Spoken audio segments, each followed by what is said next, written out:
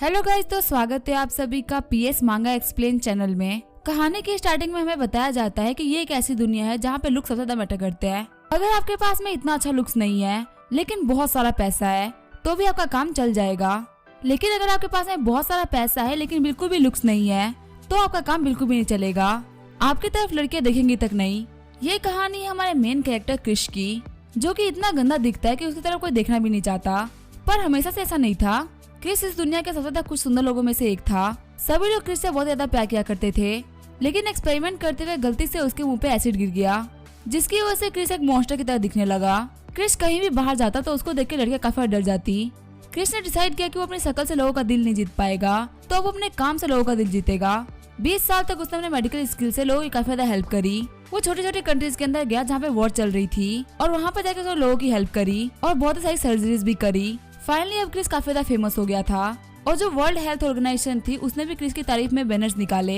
इंसान के तौर पर सभी लोगों ने क्रिस की तारीफ करी, लेकिन उसे कभी भी लड़की नहीं मिली। एक दिन सर्जरी करते वक्त उसके कैंप में मिसाइल गिर गया। मरते वक्त भी क्रिस गॉड से प्रे कर रहा था कि प्लीज आप मेरा फेस वापस कर दीजिए। अगर मुझे वापस मौका मिला तो मैं हर एक सुंदर लड़की को पटाऊंगा। फटने के बाद क्रिस अपनी आंखें खोलता है।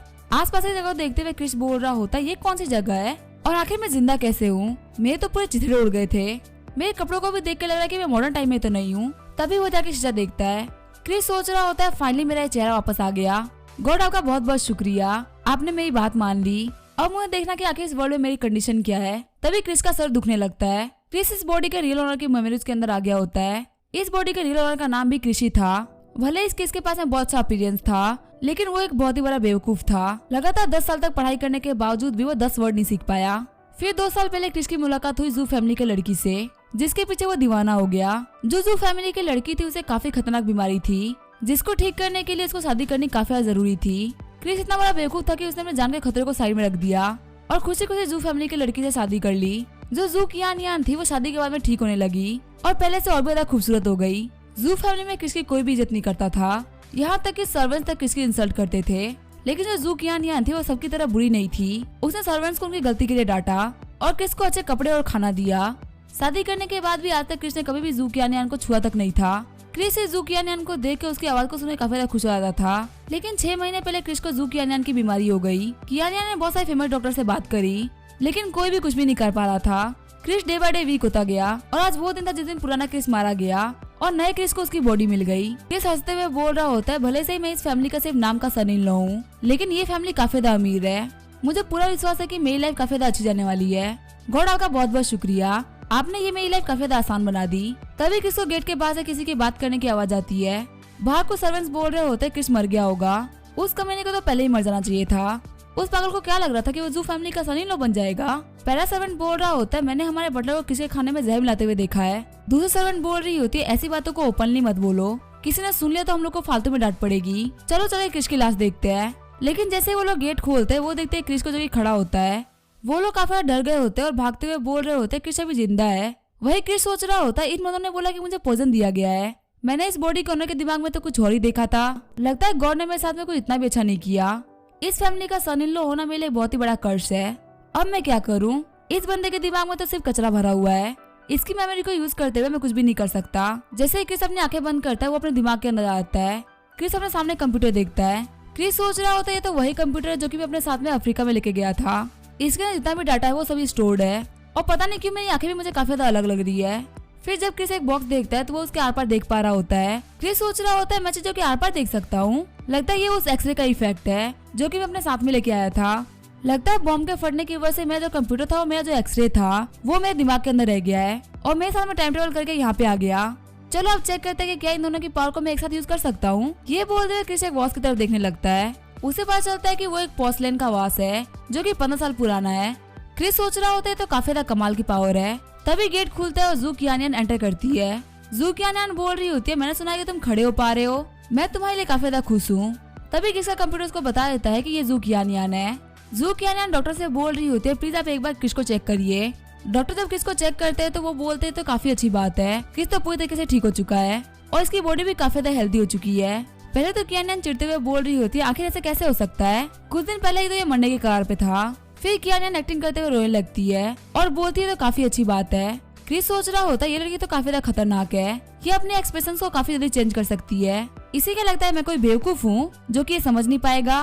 कियानियन डॉक्टर से बोल रही होती है मुझे अपने हस्बैंड से कुछ बात करनी है, तो प्लीज आप बाहर चले जाइए। डॉक्टर के बाहर जाने के बाद में कियानियन बोल रही होती है तुम फाइनली रिकवर कर गए, मैं तुम्हारे लिए काफी खुश हूँ। क्रिस सोच रहा होता है जू कियानियन काफी ज्यादा अलग इंसान है, ये बिल्कुल भी वैसी इंसान नहीं है जैसा कि इस बॉडी के ऑनर के मेमोरीज के अंदर है। ऐसा लग रहा है किसी ने ऑनर की मेमोरीज को एडिट कर दिया है। मुझे लग रहा है कि मेरी बॉडी को पोजन करने वाली कोई और नहीं बल्कि यही होगी। कहीं ऐसा भी ना हो कि ये मुझे अभी भी अकेले में मार डाले। कियानियन किससे बोल रही होती है आज तुम्हारे पेरेंट्स को तुम्हारी काफी ज्यादा टेंशन हो रही है, वो काफी बार हमारे घर पे आए हैं तुम्हें वापस ले जाने के लिए। तुम्हारी मॉम ने तो हमारे सामने भीख भी मांगी थी कि हम तुम्हें उन्हें वापस कर दे। तुम्हारी मॉम को देखते हुए हम सभी को काफी ज्यादा बुरा लग रहा था। क्रिस सोच रहा होता है लगता है मुझे अपने घर से बाहर निकालने वाले हैं, लेकिन मैं तो एक बेवकूफ हूँ ना, आखिर मैं इसकी बातों को समझ कैसे सकता हूँ। ये बोलते हुए क्रिस पागल की एक्टिंग करने लगता है। कियानियन सोच रही होती है ये गधा गधा ही रहेगा, इसे मेरी बातें समझ में नहीं आने वाली। तभी वहाँ पे लात मारते हुए कोई गेट को खोल देता है। क्रिस को पता चलता है कि इस बंदे का नाम है झैंगजिन, जो कि 24 इयर्स का है। झैंगजिन आते हुए कियानियन को किस कर लेता है। झैंगजिन बोल रहा होता है कियानियन मेरी फियोंसे है, अब तुम्हारा इससे कोई वास्ता नहीं है, तो तुम यहाँ से निकल जाओ। क्रिस सोच रहा होता है अब मुझे समझ में आया कि आखिर यहाँ पे क्या चल रहा है। कियानियन पहले काफी ज्यादा बीमार थी, उसे शादी करने के लिए कोई चाहिए था, इसी वजह से इसने इस बेवकूफ क्रिस से शादी कर ली, लेकिन अब ये पूरी तरीके से ठीक हो चुकी है। इसी वजह से ये मुझे मारना चाहते थे, लेकिन मैं मरा नहीं तो अभी मुझे बाहर फेंकना चाहते हैं। कियानियन एक्टिंग करते हुए बोल रही होती है क्रिस मुझे माफ कर दो, तुम बहुत ही ज्यादा अच्छे हो, लेकिन हम साथ नहीं रह सकते। क्रिस सोच रहा होता है ये यहाँ पे अभी भी अच्छी बनने की एक्टिंग कर रही है, लेकिन मुझे पता है कि ये दोनों ही बंदे जो कि मेरे पास में है ये काफी ज्यादा कमीने हैं। अगर मैंने यहाँ पे कोई भी हरकत की तो ये मुझे मरवा डालेंगे। सबसे बेटर ये है कि मैं ऐसे निकल जाऊँ। क्रिस बोल रहा होता है ठीक है मैं चला जाऊंगा। झैंगजिन कियानियन को ले जाते हुए बोल रहा होता है आधे घंटे के अंदर यहाँ से निकल जाओ, अगर तुम ऐसा नहीं करोगे तो मैं तुम्हारी टांगे तोड़ दूंगा। क्रिस अपना फेस देखते हुए बोल रहा होता तुम मुझे अभी भी कच्चा समझ रहे हो, पर जू फैमिली मैं तुम्हें नहीं छोड़ने वाला। वैसे भी जू फैमिली तो बहुत ज्यादा छोटी फैमिली है, मैं यहाँ पे और भी ज्यादा सुंदर लड़की को पटाऊंगा। क्रिस जब लेटा होता है तभी उसे बाहर से झैंगजिन की आवाज आती है। झैंगजिन बोल रहा होता है अब हमें शादी जल्दी करनी होगी, क्योंकि जो काउंट जुआनून है उनके घर में शादी होने वाली है, और अगर ऐसा होगा तो हमारी शादी के बारे में कोई बात नहीं करेगा। दूसरा बंदा बोल रहा होता है क्या तुम काउंट जुआनून की बड़ी बेटी जेनी के बारे में बात कर रहे हो। झैंगजिन बोल रहा होता है हाँ मैं जेनी की बात कर रहा हूँ, जिसको कि जुआनून सिटी की प्रिंसेस कहा जाता है। क्या तुम कभी उससे मिले हो, वो काफी ज्यादा सुंदर है। दूसरा बंदा बोल रहा होता है हाँ प्रिंसेस काफी ज्यादा पावरफुल भी है और काफी ज्यादा प्राउड भी, वो ऐसे ही कोई भी मीटिंग अटेंड नहीं करती। झैंगजिन बोल रहा होता है हाँ उन्हें इतना प्राइड तो होना ही चाहिए, वो काउंट की फैमिली से बिलोंग करती है, पिछले कोई 1000 सालों से उनकी फैमिली काफी ज्यादा पावरफुल और काफी ज्यादा पैसे वाली रही है। उनकी बातों को सुनते हुए क्रिस सोच रहा होता है लगता है जेनी काफी ज्यादा पावरफुल लड़की है, लगता है मुझे इसी को पटाना पड़ेगा। जू फैमिली मेरा वेट करो, मैं तुम लोगों को तबाह कर दूंगा। थोड़ी देर बाद हम देखते हैं क्रिस को जू फैमिली ने घर से बाहर निकाल दिया होता है। गार्ड्स बोल रहे होते हैं क्रिस एक बहुत ज्यादा घटिया आदमी है, इसने हमारी जू फैमिली के कियानियन से शादी करी और हमारी जू फैमिली ने इसे काफी अच्छे तरीके से ट्रीट भी किया, पर इसने हमारे घर में से पैसा चुराया और बहुत सारी मेट्स को मोलेस्ट भी किया है। वैसे तो इसकी सजा मौत है, लेकिन हमारे मास्टर काफी ज्यादा काइंड है, इसी वजह से इसकी जान को बख्श रहे हैं। अब जू कियानियन और क्रिस के बीच में कोई भी शादी नहीं है, और जो क्रिस है वो जू फैमिली को छोड़ के जा रहा है, वो अब कभी भी यहाँ पे लौट के नहीं आ सकता।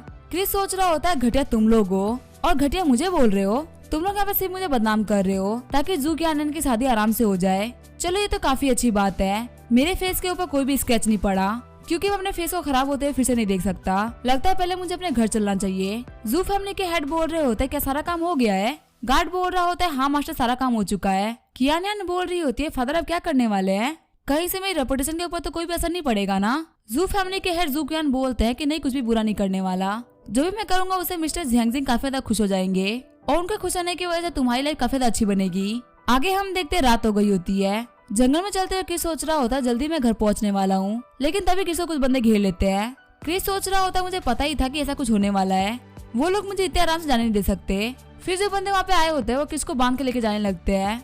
वहाँ पे उन लोगों ने गड्ढा खोद दिया होता है, वो लोग बोल रहे होते हैं इसको अंदर डालने का टाइम आ चुका है। वही क्रिस सोच रहा होता है ये लोग तो मुझे जिंदा गाड़ने वाले हैं, ये लोग तो काफी ज्यादा घटिया है।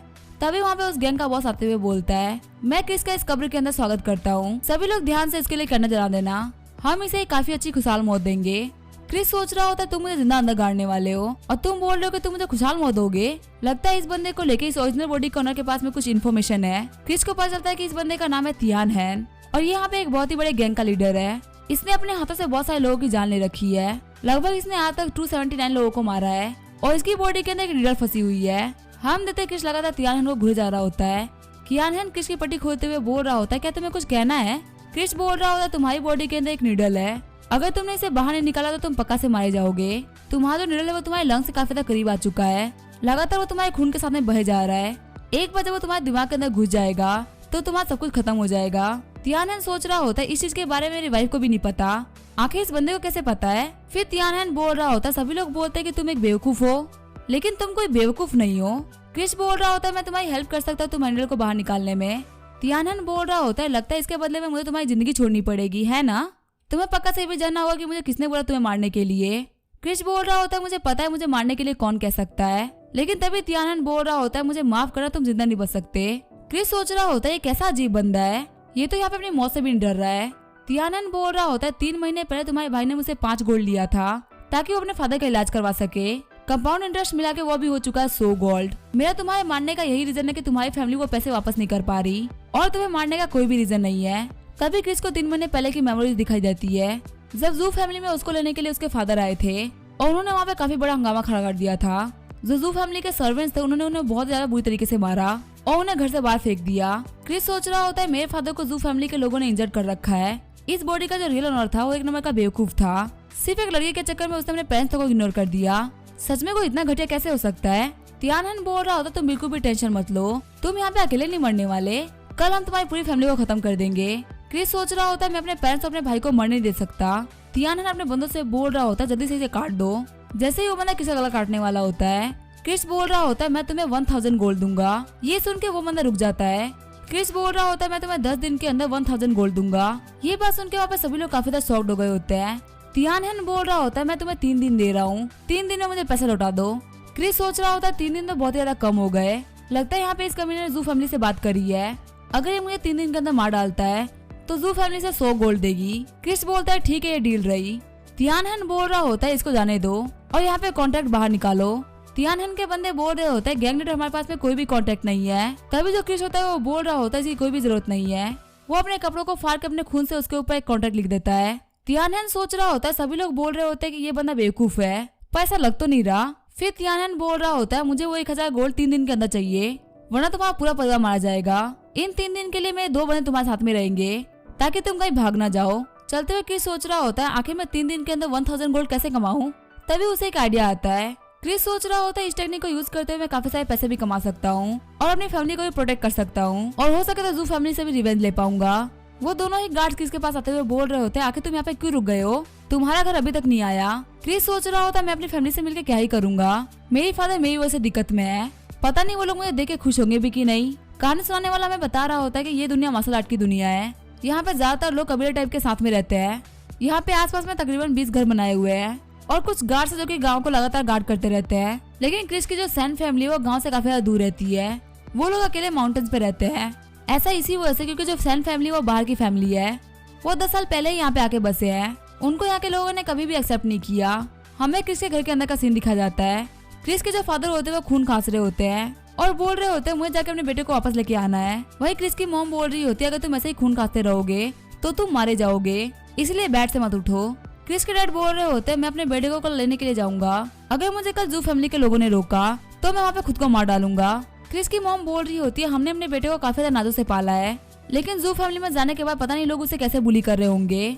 तभी क्रिस का छोटा भाई उठते हुए बोल रहा होता है मॉम डैडा बिल्कुल भी टेंशन मत लो, मैं जू फैमिली से अपने बड़े भाई को लेके आऊंगा, भले इसके लिए मुझे अपनी जान को रिस्क में क्यों डालना पड़े। डैडा बिल्कुल भी चिंता मत कीजिए, हम दोनों साथ में फाइट करेंगे।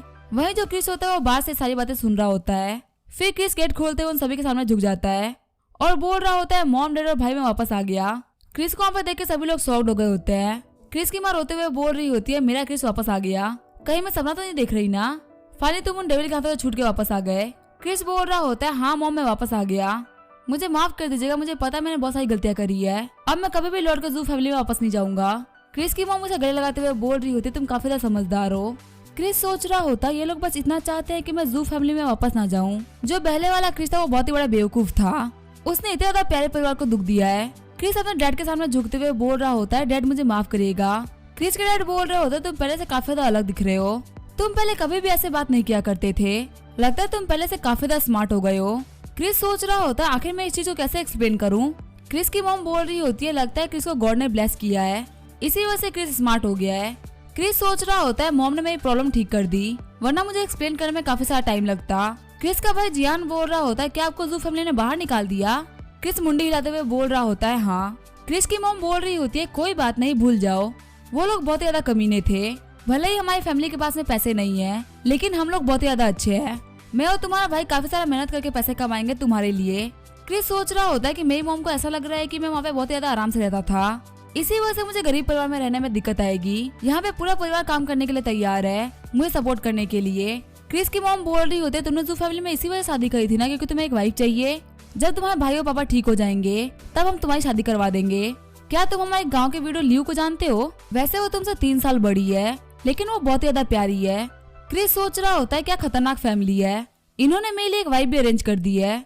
क्रिस बोल रहा होता है, डैड मॉम आप लोग मेरी शादी के बारे में कुछ मत सोचो। डैड पहले मुझे आपकी बॉडी को चेक करना है कि आप ठीक है भी कि नहीं। फिर क्रिस अपने एक्सरे का यूज करते हुए देखता है कि उसके डैड की हालत काफी ज्यादा खराब है, उनके इंटरनल ऑर्गन्स डैमेज हो गए हैं और उनके रिब्स के ऊपर भी क्रैक पड़ चुके हैं। 3 महीने के टाइम के दौरान रिब्स काफी ज्यादा जुड़ भी गई है, लेकिन वो सही से नहीं जुड़ी। लगता है जू फैमिली के लोगों ने इन्हें काफी ज्यादा क्रूर तरीके से मारा है और इन्हीं को बचाने के लिए मेरे भाई ने 5 गोल्ड का कर्जा लिया था, वरना वो कभी भी इनको बचा नहीं पाता। इनको बचाने के लिए मुझे इनकी बॉडी से सारा बेकार खून बाहर निकालना पड़ेगा। दूसरा, मुझे अच्छे हर्ब्स का यूज करना पड़ेगा इनकी बॉडी के ऊपर लगाने के लिए, और इनको कुछ हर्ब्स खिलाने भी पड़ेंगे ताकि ये कुछ महीनों के अंदर ठीक हो जाए। चलो ये तो काफी अच्छी बात है कि मैं पिछली लाइफ में एक डॉक्टर था और जो मेरी मेडिकल स्किल्स है वो काफी ज्यादा शानदार है। क्रिस बोल रहा होता है, मैं कल आपके लिए हर्ब्स लेने के लिए जाऊंगा। फिर क्रिस अपने भाई से बोलता है, मुझे अपना पाँव दिखाओ। क्रिस सोच रहा होता है, इसका पाँव पूरी तरीके से टूट चुका है, अगर ऐसे ही जुड़ गए तो बहुत ही बड़ी दिक्कत कर देगा। चलो ये तो काफी अच्छी बात है कि इसके अभी तक ब्लड वेसल टूटे नहीं है। जियांग बोल रहा होता है, बता आप किस वजह से डर रहे हैं? आप बिल्कुल भी टेंशन मत लीजिए, 10 दिन के अंदर मैं बिल्कुल ही ठीक हो जाऊंगा और फिर मैं जाके काफी ज्यादा मेहनत करूंगा ताकि मैं घर में भाभी ला सकूं। क्रिस सोच रहा होता है, मुझे लगा था कि मेरे घर में सिर्फ 2 ही पागल है, लेकिन जो मेरा छोटा भाई है वो बिल्कुल भी मेरे मॉम डैड की तरह है। ये लोग मेरा बहुत ज्यादा ध्यान रखते हैं। क्रिस अपने भाई के पाँव को टच करते हुए बोल रहा होता है, तुम काम पे नहीं जा सकते, अगर तुम्हारे पाँव को ठीक नहीं करा गया तो तुम मारे जाओगे। मुझे बताओ कि आखिर तुम इंजर्ड कैसे हुए थे? जियांग बता रहा होता है कि मैं परसों जू फैमिली के घर पे गया था ताकि मैं आपके बारे में पता कर सकूं। गार्ड्स ने मुझे अंदर नहीं जाने दिया और उन लोगों ने मेरे ऊपर अटैक भी कर दिया। ये तो काफी अच्छी बात है कि फाइट के दौरान मेरा सिर्फ पाँव ही टूटा। क्रिस सोच रहा होता है, जू फैमिली बहुत ही बड़ी कमीनी है, उसने मेरी पूरी फैमिली को बर्बाद कर दिया है। फिर क्रिस बोल रहा होता है, टेंशन मत लो, मैं तुम्हारे पाँव को ठीक कर दूंगा। वही हम देखते हैं गार्ड्स को जो कि बाहर क्रिस की बातें सुन रहे होते हैं। अगले दिन क्रिस होता है वो माउंटेन्स के ऊपर आ गया होता है हर्ब्स को कलेक्ट करने के लिए। हर्ब्स कलेक्ट करने के बाद वो अपने घर पे जाता है और कॉटन को और पानी को गर्म करता है ताकि वो एक छोटा सा ऑपरेशन थिएटर बना सके। अपने मेडिकल स्किल्स का यूज करते हुए अपने फादर की सारी बोन्स को जोड़ देता है, साथ ही अपने भाई के फ्रैक्चर को भी ठीक कर देता है। क्रिस के फादर बोल रहे होते हैं, मेरा दर्द ठीक हो गया, अब मुझे बिल्कुल भी खून की खांसी नहीं हो रही। क्रिस की मॉम बोल रही होती है, क्रिस एकदम अमेजिंग है, इसने कुछ देर के अंदर अपने पापा को ठीक कर दिया। जियांग बोल रहा होता है, बदल आपने कैसे किया? आप तो पहले बेवकूफ हुआ करते थे ना। तभी क्रिस के डैड बोलते हैं, जियांग ऐसे मत बोलो, तुम्हारा भाई कभी भी बेवकूफ नहीं था, बस वो एक बेवकूफ इंसान जितना ही समझदार था। क्रिस की मॉम बोल रही होती है, हमारा बेटा काफी ज्यादा कैपेबल है, हम इसकी शादी वीडियो लियो से नहीं कराने वाले। क्रिस के डैड भी बोल रहे होते हैं, हाँ तुम बिल्कुल सही बोल रही हो। क्रिस की मॉम बोल रही होती है, हम एक मेडिकल क्लिनिक खोलेंगे जिससे कि हम लोग बहुत ही सारा पैसा कमाएंगे। अब हमारा क्रिस विलेज चिप की बेटी से शादी करेगा। क्रिस सोच रहा होता है, मॉम तो काफी ज्यादा आगे बढ़ गई। क्रिस बोल रहा होता है, अंदर मुझे थोड़ा ठीक नहीं लग रहा, मैं बाहर जा रहा हूँ हवा खाने के लिए। क्रिस की मॉम बोल रही होती है, बाहर अपना ध्यान रखना। जैसे ही क्रिस बाहर आता है वो गार्ड बोलता है कि तुम्हारी फैमिली काफी ज्यादा खुश लग रही है, लेकिन याद रखना कि तुम्हारे पास में सिर्फ 2 ही दिन है, अगर तुमने 2 दिन के अंदर 1000 गोल्ड को नहीं दिया तो तुम्हारा पूरा परिवार मार जाएगा। उन गार्ड्स की बातों को सुनने के बाद क्रिस का मूड काफी ज्यादा खराब हो जाता है और वो अपने घर वापस चला जाता है। क्रिस हंसते हुए बोलता है, वो वापस आ गया। तभी क्रिस की मॉम ने गर्म पानी कर दिया होता है और वो बोल रही होती है, मैं तुम्हारा पैर धो देती हूँ। क्रिस सोच रहा होता है, मेरी मॉम मेरा पाँव धोएंगी, ये कराना मुझे बिल्कुल भी अच्छा नहीं लग रहा। क्रिस अपनी मॉम से बोल रहा होता है, मॉम मैं खुद कर लूंगा, आप बिल्कुल भी टेंशन मत लो। क्रिस की मॉम रोते हुए बोल रही होती है, मेरा हाथ एकदम साफ है, क्या तुम चाहते हो कि मैं तुम्हारा पाँव नहीं छूऊं? पहले तो तुम बार बार मेरे से पाँव धुलवाने के लिए आते थे। क्रिस सोच रहा होता है, लगता है उस बेवकूफ क्रिस ने अपने मॉम से पाँव धुलवा रखे हैं, अगर मैं अभी इनसे पाँव नहीं धुलवाऊंगा तो इनको लगेगा कि मैं काफी ज्यादा अमीर फैमिली में रह के आया हूँ, इसी वजह से मैं इनको पसंद नहीं कर रहा। फिर क्रिस अपने पाँव धुलवाने लगता है। क्रिस की मॉम बोल रही होती है, पानी ज्यादा गर्म तो नहीं है ना? क्रिस भी बोल रहा होता है, नहीं नहीं बिल्कुल ठीक है।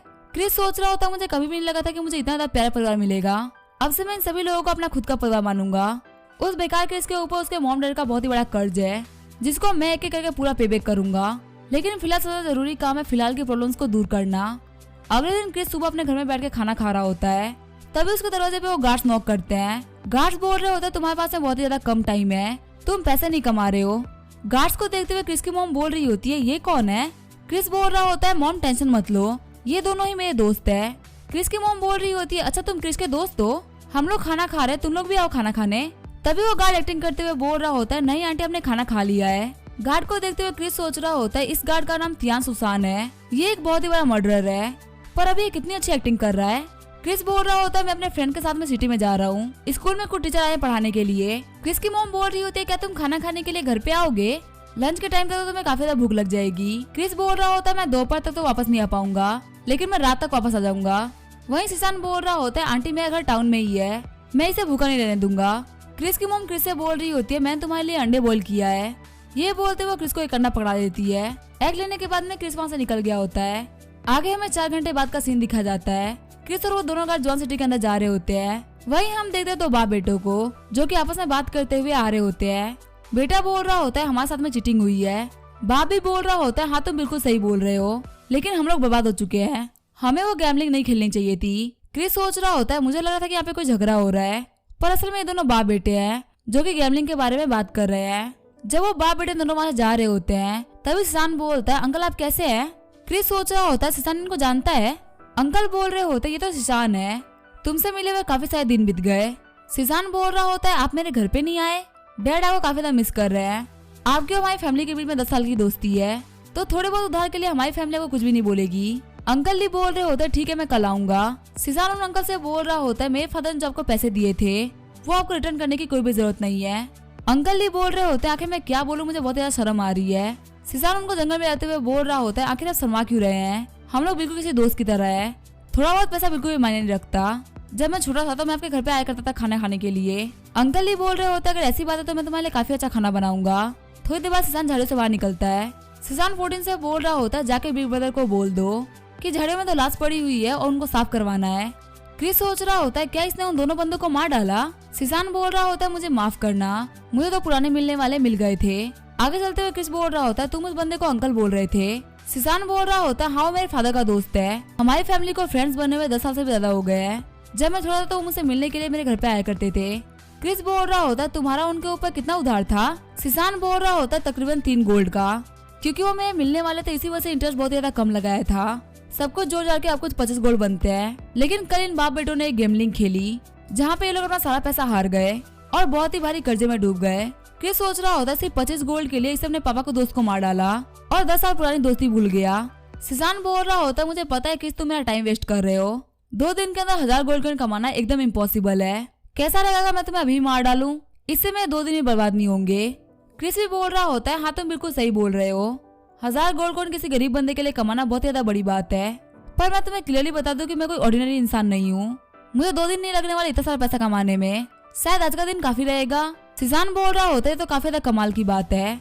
क्रिस बोल रहा होता तुम बिल्कुल भी टेंशन मत लो, 3 घंटे के अंदर मैं तुम्हारा सारा पैसा तुम्हें वापस कर दूंगा। हमें बताया जाता है कि जुआनो सिटी है, उसके अंदर में 25 टाउन आते हैं और इन सिटीज के अंदर तकरीबन 2.5 लाख लोग रहते हैं, जिसमें से सिटी की पॉपुलेशन है 30,000। ये जो पूरी सिटी वो 12 फीट लंबी दीवार से घिरी हुई है और यहाँ पे गार्ड करने के लिए बहुत सारे सोल्जर्स भी खड़े रहते हैं। सिसान के साथ में सिटी में आते ही क्रिस सबसे पहले ट्रेजर पवेलियन गया जहाँ पे सबसे ज्यादा पैसे की लेन देन होती है। क्रिस सोच रहा होता है मैं यहाँ पे बहुत सारे पैसे तो कमाऊंगा ही, लेकिन साथ ही मैं यहाँ पे जू फैमिली से बदला भी लूंगा, वक्त आ चुका है कमाल दिखाने का। ट्रेजर पवेलियन के अंदर लोग मेनली सिल्क का काम करते हैं, सिल्क के काम में सबसे ज्यादा बड़ी है वो है जू फैमिली और तो थोड़ी सी छोटी है लिन फैमिली। ये सारी की सारी फैमिली बहुत ज्यादा पैसे वाली है और वेल नोन है। क्रिस को वहाँ पे देखते हुए एक बंदा उसके पास में आता है और बोल रहा होता है आपका यहाँ पे कोई काम था क्या। क्रिस बोल रहा होता है जाके लिन फैमिली के मास्टर को बुला के लेके आओ, मेरे पास में बहुत ही बड़ी डील है, इस डील से वो कम से कम साल के 5,000 गोल्ड कॉइन कमा सकते हैं। जो गार्ड आए होते हैं वो बोल रहा होता है मुझसे मजाक मत करो, तुम्हें देख के तो लग रहा है कि 5 गोल्ड कॉइन भी काफी ज्यादा बड़ी कीमत होती है। तभी सिसान आगे बढ़ते हुए बोल रहा होता है मैं ब्लैक गैंग से सिसान हूँ, मैं बोल रहा हूँ कि जाके लिन फैमिली के हेड को बुला के लेके आओ, मुझे उनसे बात करनी है। वो बंदे बोल रहे होते हैं प्लीज हमारे साथ में चलिए, हम आपको हमारे बॉस के पास में लेके चलते हैं। आगे उनके पास में लिन फैमिली का हेड आ गया होता है। लिन फैमिली का हेड बोल रहा होता है आखिर तुम लोग को मुझसे क्या डिस्कस करना है।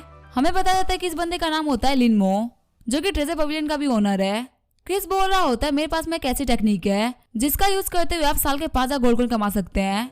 लिन फैमिली के हेड बोल रहे होते हैं मुझे एक्सप्लेन करो। क्रिस बोल रहा होता है मेरे पास में एक फॉर्मूला है जो कि मैं आपको 2,000 गोल्ड कॉइन में बेचना चाहता हूँ। लिन फैमिली के हेड बोल रहे होते हैं मुझे तुम फालतू लग रहे हो और मेरा टाइम काफी ज्यादा प्रीसियस है, मैं उसे तुम्हारे ऊपर वेस्ट नहीं करना चाहता, तुम यहाँ से जा सकते हो। सुशांत सोच रहा होता है इस कमीने ने मेरी बेइज्जती करवा दी, ये डायरेक्ट यहाँ पे 2000 गोल्ड कॉइन मांग रहा है। कोई बेवकूफ होगा जो कि इसको 2000 गोल्ड कॉइन इसके हाथों में दे देगा। तभी क्रिस टेबल पे एक कपड़ा रखता है। क्रिस बोल रहा होता है क्या आप इस सिल्क कलर को देख सकते हैं, ये प्रॉपर गोल्ड है। लिन फैमिली का हेड आगे बढ़ते हुए बोल रहा होता है आखिर ये कैसे पॉसिबल हो सकता है, इसका कलर तो गोल्डन येलो है। क्रिस बोल रहा होता है कि आपको पता है कि जू फैमिली इतनी जल्दी इतनी बड़ी कैसे बन गई, क्योंकि उनका ज्यादा कपड़ा होता है वो एकदम पीला होता है, जो कि वो लोग किंग को बेचते हैं। मेरा तो ये मानना है कि आप भी इस गोल्ड सिल्क को किंग को बेच सकते हैं। अगर आप ऐसा करते हैं तो आप बहुत सारा पैसा कमा सकते हैं। वही जू फैमिली वो एकदम बर्बाद हो जाएगी और जुआनो सिटी की सबसे बड़ी फैमिली बन जाएगी, वो है लिन फैमिली। लिनमो बोल रहा होता है आखिर मैं तुम्हारे पर विश्वास कैसे करूं कि ये तुमने डाई किया है, हो सकता है तुमने इसे कैसे चुराया हो। क्रिस बोल रहा होता है मैं यहाँ पे सारे मटेरियल्स को लेके आया हूँ, 1 घंटे के अंदर मैं आपको ऐसा डाई तैयार करके दे सकता हूँ, मेरा विश्वास करिए पहले से बेटर होगा। लिनमो बोल रहा होता है तुम मेरे पूरे बैकयार्ड को यूज कर सकते हो, तुम्हें जो चाहिए तुम वो ले लो, बस मुझे ये डाई चाहिए।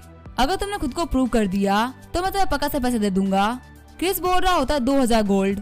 लिनमो बोलता है कोई दिक्कत नहीं है। सुशांत सोच रहा होता है ये बंदा तो काफी ज्यादा कमाल का है, इसने एक झटके में 2000 गोल्ड कमा लिए और साथ ही इसने जू फैमिली के खिलाफ एक बहुत ही बड़ा गेम खेल दिया। आगे हम देखते हैं किसने अपने सारे हब्स को मंगा लिया होता है। जो इस वर्ल्ड का गोल्डन कलर होता है वो काफी ज्यादा डार्क होता है, वही क्रिस का बनाया हुआ जो गोल्डन कलर होता है वो काफी ज्यादा लाइट होता है। 2 घंटे बाद क्रिस बैकयार्ड से बाहर निकलता है। लिनमो बोल रहा होता है क्या काम हो गया। क्रिस बोल रहा होता है हाँ काम हो चुका है, आप एक कपड़ा देख सकते हैं। लिनमो उस कपड़े को देखते हुए बोल रहा होता है हाँ ये तो गोल्डन है, मैंने आपका पैसा रख दिया है। क्रिस बोल रहा होता है मैंने आपको रेसिपी दे दी है, उम्मीद करता हूँ कि आप जल्दी जू फैमिली को हरा देंगे। थोड़ी देर बाद में लिनमो उस टेक्निक से अपने खुद के कपड़ों को डाई करवाता है और उसे सेम रिजल्ट आते हैं। लिनमो बोल रहा होता है आपका बहुत बहुत शुक्रिया, आपकी वजह से मेरी फैमिली काफी ज्यादा प्रॉस्पर्स होने वाली है। तभी वहाँ पे कोई आता है, हम देते वो जू फैमिली के हेड होते हैं, जो कि बोल रहे होते हैं क्रिस तुमने हमारी फैमिली की रेसिपी चुरा ली जिसके ऊपर हम लोग सालों से काम कर रहे थे। क्रिस सोच रहा होता है आखिर ये लोग यहाँ पे क्या कर रहे हैं, लगता है इन लोगों को बुलाने वाला और कोई नहीं बल्कि लिनमो है। लिनमो बोल रहा होता है मुझे माफ करना, लेकिन जो मेरा बेटा है वो तियानयन मार्शल आर्ट एकेडमी में पढ़ रहा है और जू फैमिली का सन इन लॉ है झैंग जिन, वो जू सिटी का जनरल है और उसके तो फादर है वो लुजिया काउंटी के गवर्नर है। क्रिस सोच रहा होता है इसे अपने बेटे को एग्जाम पास करवाने के लिए मेरी बलि दे दी। सच में इस कमीने ने बहुत ही बड़ा गेम खेला है। जू फैमिली के हेड बोल रहे होते हैं कि तुम एक बहुत ही बड़े कमीने हो जो कि मेरे घर में पड़े रहते थे, तुमने मेरे घर से पैसे चुराया और मैट्स को भी मोलेस्ट किया, अब तुमने हमारा बनाया हुआ नया फॉर्मूला भी चुरा लिया जिसके ऊपर हम लोगों ने बहुत सारा खर्चा किया है। मैंने तुम्हें ऐसा बेकार इंसान कभी भी नहीं देखा। कियान क्या रोते हुए बोल रही होती है मैं तुमसे काफी डिसअपॉइंट हुई क्रिश, अगर तुम्हें पैसे की जरूरत थी तो तुम मुझसे बोल देते, मैं तुम्हें पैसे दे देती। जू फैमिली के हेड अपने साथ में कुछ ऑफिसर्स को भी लेके आए होते हैं, वो बोल रहे होते हैं कि आप देख सकते हैं कि कृष्ण ने हमारा फॉर्मूला चुराया है और अब वो यहाँ पे इसको लिन फैमिली में बेचने वाला था, जिससे कि हमारी जू फैमिली को बहुत ज्यादा भारी लॉस होते। प्लीज हम लोग के साथ में इंसाफ करिए। कियान कैन एक्टिंग करते हुए बोल रही होती है फादर प्लीज ऐसा मत करो, क्रिस को एक और मौका दे दो। क्रिस अगर तुमने यहाँ पे फॉर्मूला चुराया था तुम्हें यहाँ पे बोल देना चाहिए, हम तुम्हें पनिश नहीं करेंगे। अगर तुम यहाँ पे रियलिटी बताओगे तो हम समझ लेंगे कि तुम कंफ्यूज हो गए थे। क्रिस सोच रहा होता है मैं कंफ्यूज हो गया था कि तुम मुझे बेवकूफ बना रहे हो, तुमने इस कमीने लिन फैमिली के हेड को लेकर बहुत ही बड़ी चाल चल दी। क्रिस बोल रहा होता है कि तुम बोल रहे हो कि मैंने तुम्हारे फॉर्मूले को चुराया है, मुझे बताओ कि एविडेंस कहाँ पे है। जू फैमिली के हेड बोल रहे होते हैं तुम एक कचरा इंसान हो, तुम खुद से कोई भी फॉर्मूला डेवलप नहीं कर सकते। वही तो मेरी जू फैमिली वो काफी टाइम से सिल्क के ऊपर काम कर रही है, हमारी फैमिली ने सदियां बिता दी इस काम में, तो क्या हमें ये भी नहीं पता होगा कि येलो डाई कैसे बनाते हैं। क्रिस बोल रहा होता है फाइनल बात तो यह है कि तुम्हारे पास में कोई भी एविडेंस नहीं है कि मैंने तुम्हारा फॉर्मूला चुराया है। फिर क्रिस उन ऑफिसर से बोल रहा होता है मैं प्रूव कर सकता हूँ कि मैंने डाई का फॉर्मूला नहीं चुराया, मैं अभी इन लोगों से बड़ा डाई बना सकता हूँ।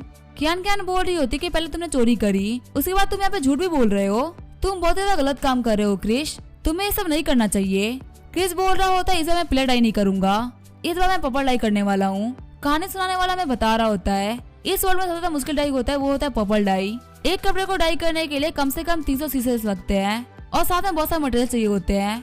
ग्रेट डायनेस्टी में भी आज तक ऐसा कोई बंदा नहीं है जिसने की पर्पल डाई के अंदर मास्टर कर लिया हो। ज्यादा वो रेड और ब्लू कलर को मिलाना जानते हैं, लेकिन जो डाई होता है वो परफेक्ट नहीं आता, कलर काफी डल और घटिया दिखते हैं और जल्दी ही गायब भी हो जाते हैं। इसी वजह से सिल्क की दुनिया में पर्पल डाई काफी ज्यादा मुश्किल है और इंडस्ट्री में ये काम बहुत ही ज्यादा कम लोग कर पा रहे हैं। क्रिस बोल रहा होता है यहाँ पे तुम सभी लोगों को पता है कि मैं एकदम अकेला हूँ और मेरे पास में कोई पैसा भी नहीं है, फिर भी मैं एकदम कम लागत में पर्पल डाई बना के दिखाऊंगा। जू फैमिली तुम्हारे पास में बहुत सारा पैसा है ना, अपने सारे पैसे को यूज कर लो, फिर भी तुम मेरे से अच्छा डाई नहीं बना पाओगे। कियान बोल रही होती है अगर ऐसी बात है तो हम इस चैलेंज को एक्सेप्ट करते हैं। क्रिस बोल रहा होता है अगर मैं यहाँ पे जीत गया तो जू फैमिली के हेड को मुझसे माफी मांगनी पड़ेगी। जू फैमिली का हेड बोल रहा होता है इस चीज के बारे में हम लोग बाद में बात करेंगे। क्रिस बोल रहा होता है यहाँ पे जो कंपटीशन की टाइम लिमिट है वो है 3 घंटे, 3 घंटे के अंदर सजा सामने आ जाएगी। मैं यहाँ पे सारे ऑफिसर्स को इनवाइट कर रहा हूँ कि ये इस कंपटीशन की जज बने।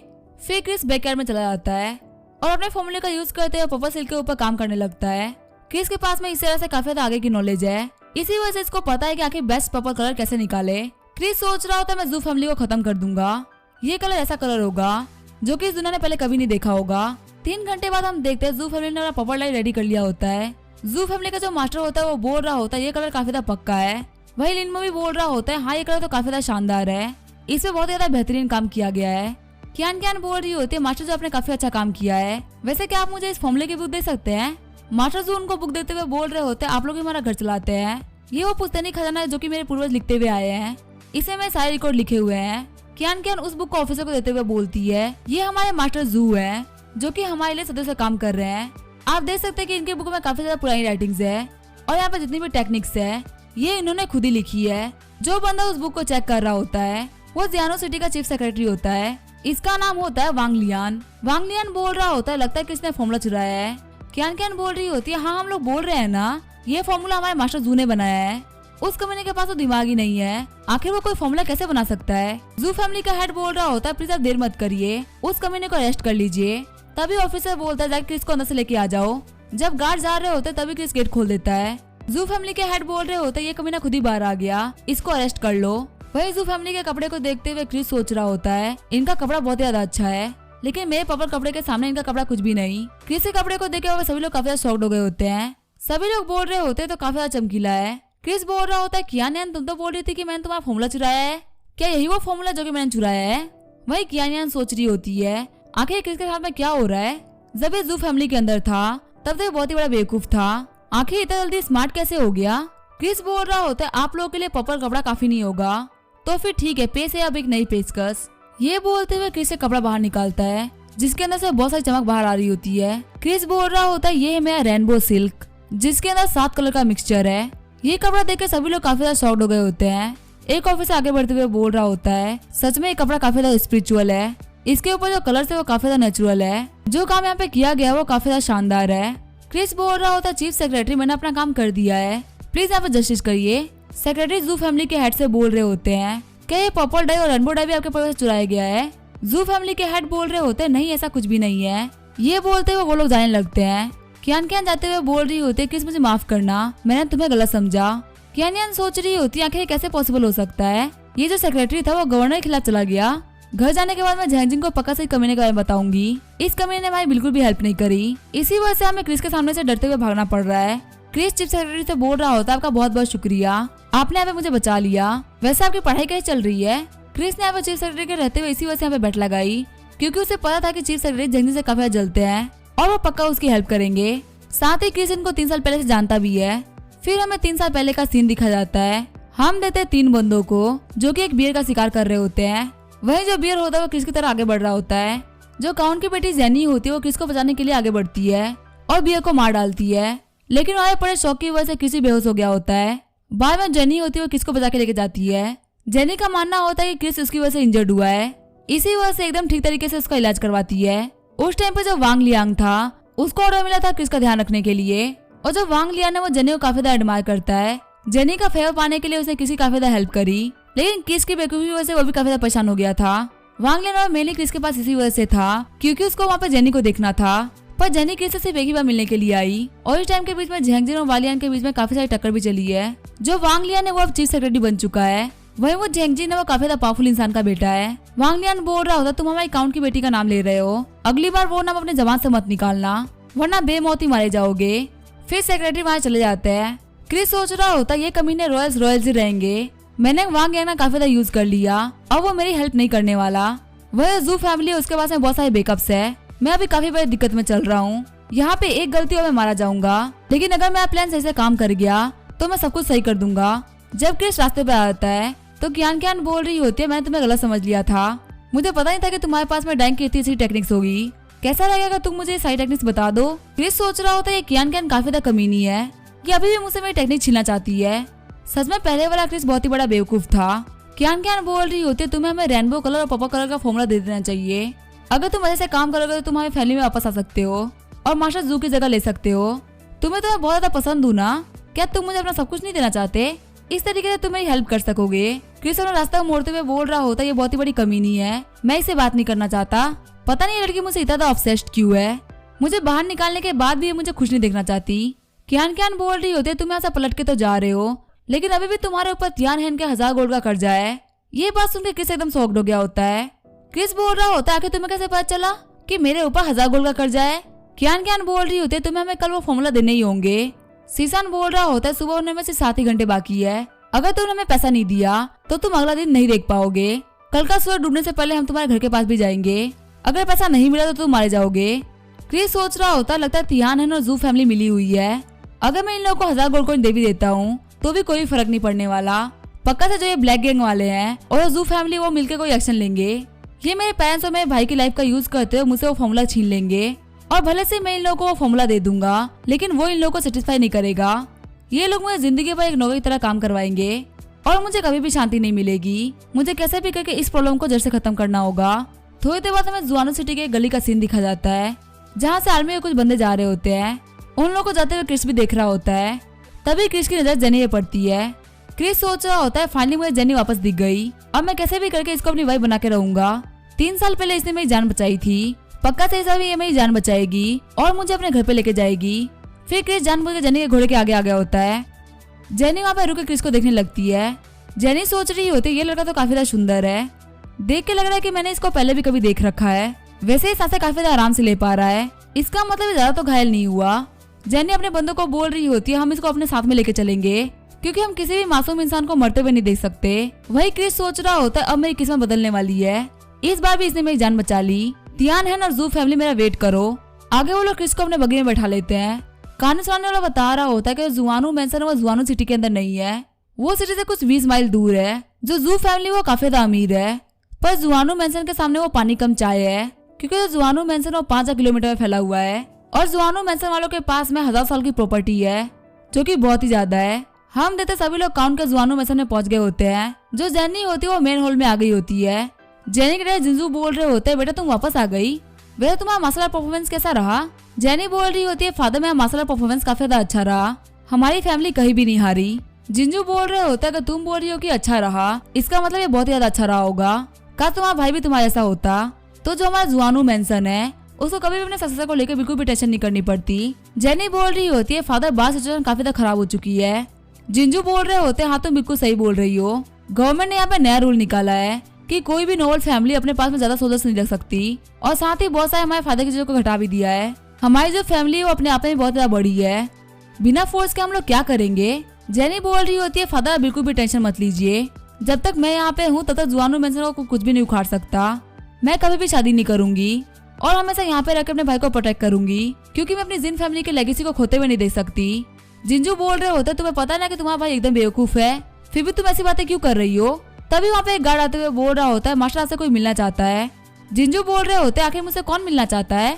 गार्ड बोल रहा होता है ये वो बंदा जिसको यंग मिस यहाँ पे लेके आई है, वो बोल रहा है कि उसको आपसे कुछ अर्जेंट मैटर में बात करनी है। जिंजुन बोल रहे होते मैंने सुना था कि जेनी एक कार में कोई घायल हो गया था, आखिर वो बंदा कौन हो सकता है और उसे मुझसे क्या बात करनी है। जिंजुन बोल रहा होता है उसको यहाँ पे बुला के लेके आओ। थोड़ी देर वहाँ पे क्रिस आ गया होता है।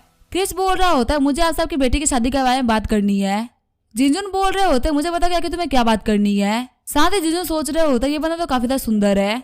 वही जो क्रिस होता है वो सोच रहा होता है बस इनको मेरी बातें अच्छी लग जाए, वरना मैं तो नहीं बचने वाला। क्रिस चिल्लाते हुए बोल रहा होता है जो जू फैमिली वो यहाँ पे शादी का प्रस्ताव लेके आने वाली है, उनको मिस जेनी से शादी करनी है। ये बात सुनकर वहाँ सभी लोग काफी ज्यादा शॉक्ड हो गए होते हैं। फिर हमें जू फैमिली के बारे में बताया जाता है, जो कि किंगडम में सबसे ज्यादा बड़ी फैमिली में से एक है। जो एम्परर है वो इनके रिलेटिव्स है और जो गवर्नर्स है वो भी इनके अंडर में ही आते हैं। जिंजू बोल रहे होते अगर ये मैटर इतना सीक्रेट है कि इसके बारे में मुझे भी नहीं पता, तो आखिर तुम्हें इसके बारे में कैसे पता। क्रिस बता रहा होता है कि मैं जू फैमिली का सन इन लॉ हुआ करता था। जो जू कियान है और उनका जो फियोंसे है झैंग जिन, उनको लगा कि मैं कोई बेवकूफ हूँ और उन लोगों ने बिना डरे ही सारी सीक्रेट बातें मेरे सामने कर दी। मैं यहाँ पे जो भी कुछ बोल रहा हूँ वो पूरी तरीके से सच है। तभी एक गार्ड जिंजू के पास में आते हुए बोल रहा होता है हाँ ये बिल्कुल सच बोल रहा है। इस बंदे का नाम है क्रिश, जो कि जू कियान का पति था। इसने जू फैमिली के यहाँ से पैसे चुराए और वहाँ के मेड को मोलेस्ट किया, इसी वजह से जू फैमिली ने इसको वहाँ से बाहर निकाल दिया। जिंजू सोच रहे होते इस बच्चे की शक्ल देख के ऐसा बिल्कुल भी नहीं लग रहा कि ये किसी का पैसा चुरा सकता है और किसी को भी मोलेस्ट कर सकता है, लेकिन अभी मेरे पास में ऐसा सोचने का बिल्कुल भी टाइम नहीं है। पहले चेक करते कि आखिर इसकी इन्फॉर्मेशन कितनी सच्ची है। जिंजू बोल रहा होता है कुछ ट्रिप्स को आसपास की जगह पे लगा दो, जैसे जू फैमिली का कोई बंदा दिखे फटाफट से आके रिपोर्ट करो। फिर जिंजू बोलता है लड़के तुम बिल्कुल भी अच्छे इंसान नहीं हो, तुम्हारे बारे में जो न्यूज है वो तो एकदम बेकार है, लेकिन तुमने जो मुझे बात बताई वो काफी ज्यादा इंपॉर्टेंट है मेरे लिए। अगर वो सच निकली तो मैं तुम्हें काफी अच्छा रिवॉर्ड दूंगा, तुम मुझे जो चाहो वो मांग सकते हो। क्रिस सोच रहा होता है तो काफी अच्छी बात है कि इन्फॉर्मेशन के सच होने से पहले मेरे से रिवॉर्ड की बात हो गई। अगर मैं इनकी फैमिली से बात करूंगा तो मुझे कोई भी छू नहीं पाएगा, लेकिन मुझे यहाँ पे इनकी फैमिली की सिर्फ थोड़ी बहुत पावर नहीं चाहिए, मुझे पूरी फैमिली को अपने अंडर में करना है। क्रिस उठते हुए बोल रहा होता है मुझे इस घर में थोड़ी देर के लिए रुकने दीजिए। जो क्रिस होता है वो सोच रहा होता है मुझे कोई भी काम नहीं करना, मुझे कैसा भी करके कुछ दिनों के अंदर जेनी के काफी ज्यादा पास आ जाना है, और ऐसा करने के लिए मुझे मेंशन में रुकना पड़ेगा। अगर मैंने कैसे भी करके जेनी से शादी कर ली तो मेरी लाइफ काफी ज्यादा आसान हो जाएगी। जिंजू बोल रहे होते तुम यहाँ पे रुक सकते हो और ऐसे तुम क्राउन प्रिंस के साथ में पढ़ाई करा करोगे। मैं चाहता हूँ कि तुम्हें काफी बड़ा टैलेंट बन के यहाँ से निकलो। क्रिस बोलता है आपका काफी ज्यादा शुक्रिया। तभी वहाँ पे एक गार्ड दौड़ते हुए आता है और बोलता है मास्टर कुछ काफी ज्यादा सीरियस हो गया। जो जू फैमिली का जनरल है जू लिन, उसको पास ही के न्यूजियांग सिटी में देखा गया है और अब वो हमारे जियानो सिटी के लिए भी निकल चुका है। जल्दी ही वो लोग यहाँ पे पहुंचते होंगे। ये बात सुनकर क्रिस और जिंजुन काफी ज्यादा शॉक्ड हो गए होते हैं। क्रिस सोच रहा होता है जू फैमिली के बंदे यहाँ पे काफी ज्यादा जल्दी आ रहे हैं, मैं तो यहाँ पे अपना शो स्टार्ट भी नहीं कर पाऊंगा, मेरे पास तो पूरा एक दिन भी नहीं बचा, आखिर अब मैं क्या करूँ। 3-4 घंटे के अंदर जेनी शादी करना काफी ज्यादा बड़ी बात है, लेकिन चाहे कुछ भी हो जाए मैं जेनी को अपना बना के रहूंगा। वही जिंजुन सोच रहे होते जो बंदा यहाँ पे आ रहा है वो और कोई नहीं बल्कि जूलिन है। वो यहाँ पे काफी ज्यादा सीक्रेटली आ रहा है ताकि वो कभी ना हम सभी लोगों को ऑफ गार्ड पकड़ सके। वो हमारी फैमिली को अपनी आर्मी दिखा के धमकाएगा, जिससे कि जेनी को उससे मजबूरन शादी करनी पड़ेगी और जेनी के यहाँ जाने के बाद में हमारी जो मिलिट्री पावर है वो एकदम बर्बाद हो जाएगी। इसी वजह से पूरा जियानो मेंशन है वो जू फैमिली के अंडर में आ जाएगा और हमारी फैमिली एकदम बर्बाद हो जाएगी। जो काउंटेस होती है वो बोल रही होती है हस्बैंड क्या हम उन लोगों को मना नहीं कर सकते। जिंजुन बोल रहे होते हैं जू फैमिली एक बहुत ज्यादा बड़ी फैमिली है, ओपनली तो हम लोग उन्हें कभी भी मना नहीं कर सकते। हो सकता है जो वो काम कर रहे हैं वो उनको करने के लिए एम्परर ने कहा हो। तभी जेनी अपना डेगर बाहर निकाल देती है और बोल रही होती है कैसा रहेगा डेड अगर मैं अपना फेस काट लूं।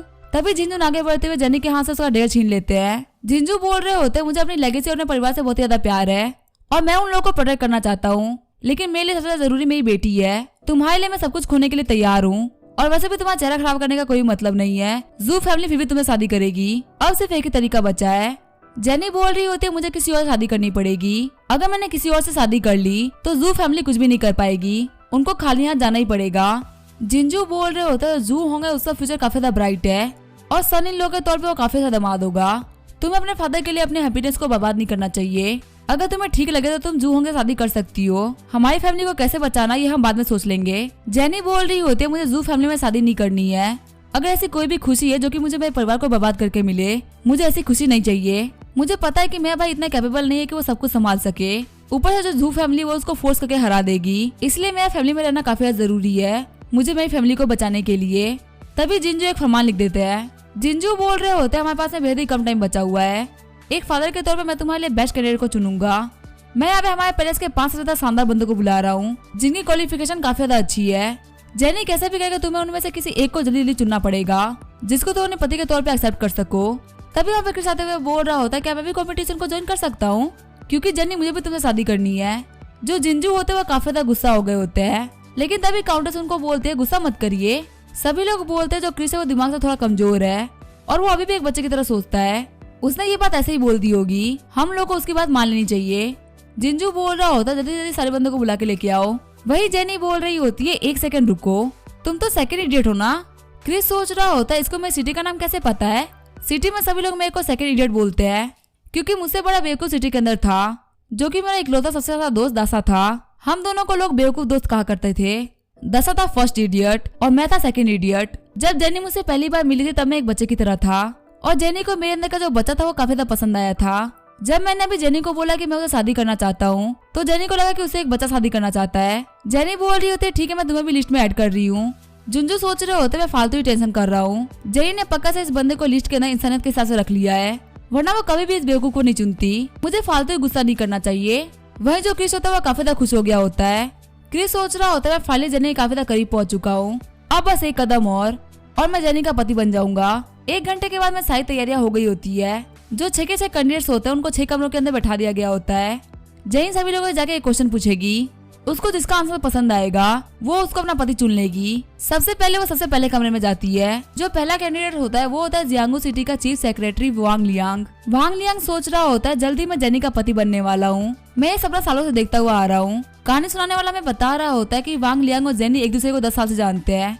ये दोनों ही सिविल सर्वेंट्स है। जब ये कैंडिडेट थे तो ये साथ में काम किया करते थे। वांग लियांग को जेनी बचपन से ही पसंद है। वांग लियांग जिनसे एग्जाम के लिए पढ़ाई कर रहा था, लेकिन सिर्फ जेनी के लिए वो मुजियान सिटी छोड़ के वापस आ गया और यहाँ पे चीफ सेक्रेटरी बन गया। जुआंगू मेंशन के सभी लोगों को ये विश्वास है कि वांग लियांग ही जेनी का पति बनेगा। जेनी पूछती है अगर हमारी शादी हो जाती है तो तुम मुझे फ्यूचर में क्या दोगे। वांग लियांग सोच रहा होता है जेनी के लिए सबसे ज्यादा जरूरी है उसकी फैमिली की इज्जत। वांग लियांग बोल रहा होता है तुम्हारी और मेरी शादी होने के बाद मैं जिनसे एग्जाम दूंगा और जुआंगू मेंशन है उसे काफी ज्यादा प्रॉस्परस बनाऊंगा, जिससे कि जिन फैमिली की लेगेसी वो काफी आगे बढ़ती रहेगी। जेनी बोलते तुम्हारा काफी ज्यादा शुक्रिया और ये बोलते हुए दूसरे कमरे के लिए आगे निकल जाती है। जेनी अब मोई के कमरे में जा रही होती है और उससे पहले उसने तीनों कैंडिडेट से वही क्वेश्चन पूछे होते हैं। जेनी मोई से बोलती है अगर हमारी शादी हो जाती है तो तुम मुझे क्या दोगे। मोई बोल रहा होता है मैं मार्शल आर्ट एग्जाम दूंगा और उसके बाद मैं एक वर्ल्ड मास्टर बनूंगा और जिन फैमिली की आर्मी है उसे मैं हैंडल करूंगा, जिससे कि हमारी फैमिली काफी आगे बढ़ पाएगी। जब वो सभी लोगों से आंसर मांगते हैं तो कोई बोल रहा होता है कि मैं फैमिली को स्ट्रेंथ दूंगा और कोई बोल रहा होता है मैं फैमिली को लॉयल्टी दूंगा। पांचों लोगों से पूछने के बाद में वो आंखें का किसी कमरे में आती है। वो क्रिस से पूछते हैं कि अगर हमारी शादी हो जाती है तो आंखें तुम मुझे क्या दोगे।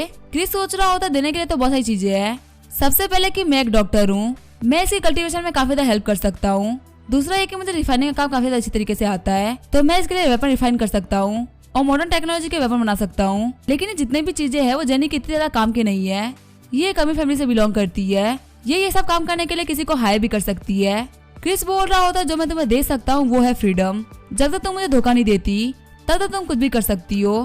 क्रिस का आंसर सुनकर जेनी एकदम शॉक्ड हो गई होती है और काफी ज्यादा गुस्सा भी हो गई होती है। जेनी सोच रही होती है बिना सोच समझे कुछ भी बोल देता है। क्रिस सोच रहा होता है बिना सोच समझे मैंने कुछ भी नहीं कहा, मैंने अपने एक्स-रे विजन का यूज करते हुए तुम्हारे माइंड को पढ़ लिया था, मुझे पता है कि तुम्हें यहाँ पे क्या चाहिए। थोड़ी देर बाद हम देखते हैं जेनी अपने मॉम डैड के पास में आ गई होती है और अपने मॉम डैड से बोल रही होती है कि मैंने अपना साथी चुन लिया। काउंटेस बोल रही होती है अभी तो 1 घंटा भी नहीं हुआ। जिंजू बोल रहे होते मुझे बताओ कि वो कौन है, क्या वो वांग लियांग है या फिर मोई। तुम्हारे कंफर्म करते ही मुझे यहाँ पे काफी सारे गेस्ट को भी बुलाना है, तुम्हारी शादी आज इवनिंग में ही होगी। जेनी बोल रही होती है जिससे मैं शादी करूंगी वो है क्रिश। जिंजू काफी ज्यादा गुस्सा हो गए होते हैं। जिंजू बोल रहे होते जेनी क्या तुम पागल हो चुकी हो, तुमने वहाँ पे उन 5 स्कॉलर्स को छोड़कर उस बेवकूफ को चुन लिया, आखिर उसके अंदर ऐसा क्या है। जेनी बोल रही होती है वो 3 बंदे तो हमारे मेंशन से ही है और उनको मैं एक्सेप्ट नहीं कर सकती। वहीं जो वांग लियांग और मोई वो काफी ज्यादा अच्छे हैं, एक सिविल सर्वेंट है और दूसरा एक मिलिट्री सर्वेंट है और दोनों की स्किल्स अपने काम में काफी ज्यादा शानदार है। एक ने बोला कि वो मुझे काफी ज्यादा हाई पोजीशन पे लेके जाएगा, वहीं दूसरे ने बोला कि वो काफी ज्यादा वोट्स करेगा और वोट जीत के हमारी फैमिली को आगे बढ़ाएगा। जिंजू बोल रहे होते दोनों ही जवाब काफी ज्यादा शानदार है। जेनी बोल रही होती है अगर आप जिंदा है तो ये काम तो हम भी कर सकते हैं, पर प्रॉब्लम तो ये है कि जब एक दिन आप नहीं रहेंगे तब आखिर मैं क्या करूंगी। मेरा जो भाई वो इतना ज्यादा कैपेबल नहीं है और जो मेरा पति हुआ वो इतना ज्यादा एम्बिशियस हुआ तो वो मेरे भाई सब कुछ छीन लेगा, तब मेरा भाई क्या करेगा। हम देखते जो काउंटर्स होते हैं वो काफी ज्यादा रो रही होती है, वही जो काउंट होते हैं वो काफी ज्यादा गुस्सा हो गए होते हैं। जेनी बोल रही होती है मुझे यहाँ पे सिर्फ क्रिस में होप दिख रही है, उसने मुझे कहा कि वो मुझे फ्रीडम देगा अगर मैं उसे शादी कर लेती हूँ तो जिन फैमिली की फाउंडेशन वो एकदम बची रहेगी। फादर प्लीज मुझे शादी की परमिशन दे दीजिए। काउंटेस बोल रही होती है लेकिन क्रिस एक बहुत ज्यादा बुरा इंसान है, उसके बारे में बेहद ही बेकार ह्यूमर्स फैले हुए हैं। जेनी बोल रही होती है ये तो हमारे लिए अच्छा ही है ना, जू फैमिली को काफी सेटिस्फाई फील होगा कि मैंने एक बेकार इंसान से शादी कर ली और अगर वही मैंने किसी अच्छे इंसान से शादी कर ली तो पक्का हमारे लिए कोई बहुत ही बड़ी प्रॉब्लम खड़ी कर देंगे। वही मेरे पति के लिए सबसे ज्यादा बड़ी रिक्वायरमेंट थी वो था अच्छा दिखना और शायद से ही हमारे पूरे कॉन्टिनेंट के अंदर कोई क्रिस जैसा दिखता होगा। जेनी की वजह से उन्हें काउंटेस रो रही होती है, वही जो काउंट होते हैं वो काफी ज्यादा गुस्सा हो गए होते हैं और बोल रहे होते हैं तुमने हमें बहुत ही बड़ा सेक्रीफाइस दिया है। काउंट बोल रहे होते हैं आखिर वो कमीना धोखेबाज कहाँ पे है। गार्ड बोल रहे होते हैं प्रिंस पढ़ाई कर रहे हैं। जिंजू बोल रहे होते हैं आखिर वो गधा पढ़ क्या रहा है, उसको कुछ भी समझ में नहीं आने वाला। जोंग जाओ मेरी बेल्ट लेके आओ।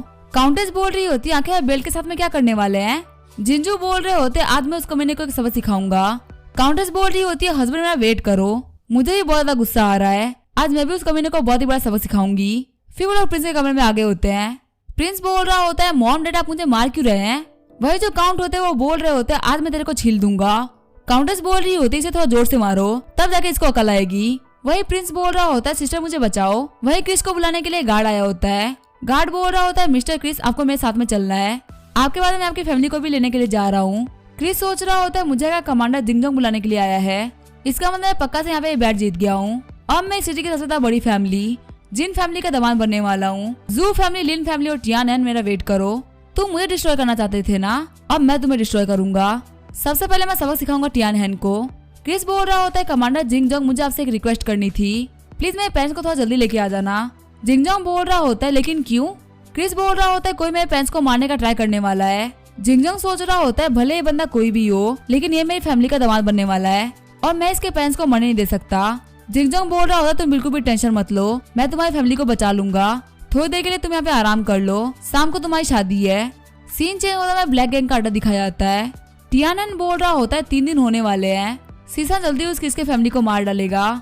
फिर वो सीसान को ऑर्डर करता है कि जाके उसे फॉर्मूला लेने का ट्राई करो, जैसे तुम्हें फॉर्मूला मिल जाए उसे मार डालो, और अगर वो तुम्हें फॉर्मूला ना दे तो उसे गंदी तरीके से मारना। सीसान अपने सारे बंदों को रेडी कर लेता है। जितने भी बंदों ने व्हाइट ड्रेस पहनी होती है वो सभी शादी अटेंड करने के लिए जा रहे होते हैं। वही जो सीसान होता है उसका ग्रुप होता है, वो दूल्हे के परिवार को मारने के लिए जा रहे होते हैं। पर इन दोनों लोगों में एक बात कॉमन थी, इन लोगों को नहीं पता था कि जो दूल्हा है वो तो क्रिश है। जिन फैमिली ने अचानक से अनाउंस किया था कि जेनी की शादी होने वाली है, इसी वजह से पूरी जियानो सिटी काफी ज्यादा कंफ्यूज हो गई थी। लेकिन टियानहेन को इस बात से कोई फर्क नहीं पड़ा। सीसान किसके घर के बाहर आ गया होता है और सोच रहा होता है आज ये बंदा मरने वाला है। सीसान बोल रहा होता है, ये सिटी लॉर्ड के ऑर्डर्स है, जो सन फैमिली है उन्होंने अपना कर्जा नहीं चुकाया, इसीलिए इन लोगों को अरेस्ट किया जाएगा। ये बोलते हुए वो दरवाजा तोड़ देता है। अंदर वो देखता है कि क्रिस को छोड़कर उसकी पूरी फैमिली होती है। सीसान बोल रहा होता है, तुम लोग मरने वाले हो। क्रिस के फादर बोल रहे होते हैं, मुझे इस बात से कोई फर्क नहीं पड़ता, अगर हम लोगों में से क्रिस जिंदा रह जाएगा तो यही हमारे लिए काफी ज्यादा है, वो हमारे लिए पक्का से फाइट करेगा। सीसान बोल रहा होता है, मैं तुम्हें अरेस्ट करने के लिए आया था, पर तुम मुझे यहाँ पे रेजिस्ट कर रहे हो, इसलिए मुझे तुम्हें मारना पड़ेगा।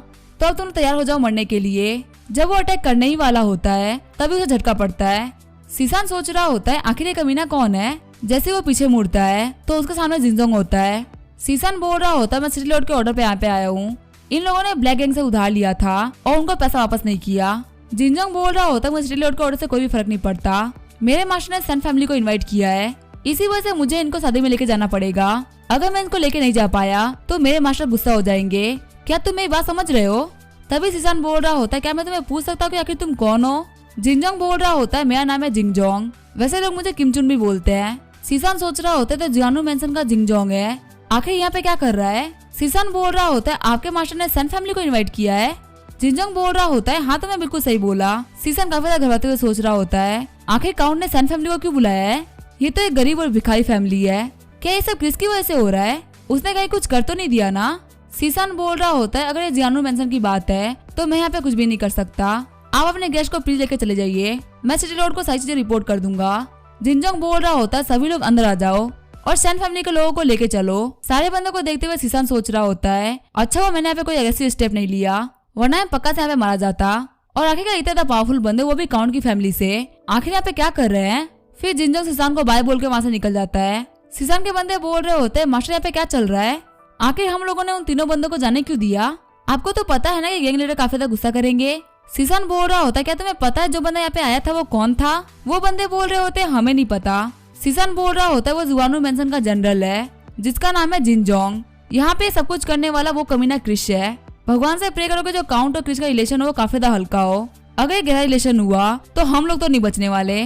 बाकी गार्ड्स बोल रहे होते हैं, आगे कहने का मतलब क्या है? सीसान बोल रहा होता है, यहाँ पे सिर्फ हमें ही नहीं बल्कि हमारी पूरी फैमिली को मार दिया जाएगा। चलो फिलहाल तो गैंग लीडर के पास में वापस चलते हैं, क्योंकि अगर यहाँ पे कुछ बड़ा होने वाला है तो हमें उसके लिए प्रिपरेशन करनी होगी। सीसान सोच रहा होता है, क्रिस काफी ज्यादा चालाक इंसान है, उसने खुद को बचाने के लिए इतने ही कम टाइम के अंदर अपनी इन्फ्लुएंस इतना बढ़ा ली। सीन चेंज होता है, ब्लैक गैंग का सीन दिखाया जाता है।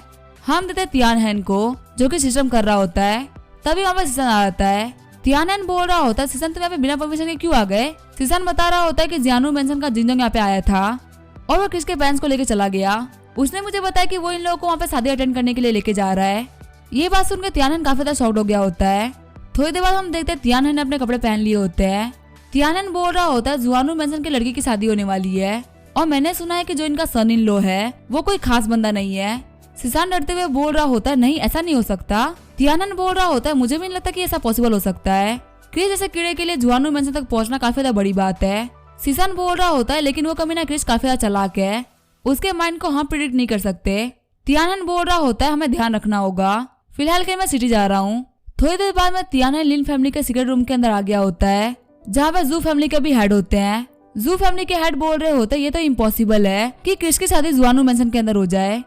तियानन बोल रहा होता है हाँ ये बात तो सच है, लेकिन आज शादी के कार्ड अचानक से बटे हैं और किसी को ही नहीं पता कि आखिर दूल्हा कौन है। जू फैमिली के हेड बोल रहे होते हैं भले वो कोई भी हो सकता है लेकिन वो कृष्ण नहीं हो सकता। लिन फैमिली के हेड बोल रहे होते हैं मेरे को इनविटेशन मिला है, मैं शादी में आकर देख लूंगा कि आखिर वो बंदा कौन है। तियानन बोल रहा होता है मुझे इनविटेशन तो नहीं मिला लेकिन मैं जाके देखूंगा जरूर, अगर वो सच में कृष्ण हुआ तो समझ लो कि हम लोग तो नहीं बचने वाले। अब इसका क्या होगा वो हम देखेंगे नेक्स्ट एपिसोड में, तब तक वीडियो देखने के लिए थैंक यू।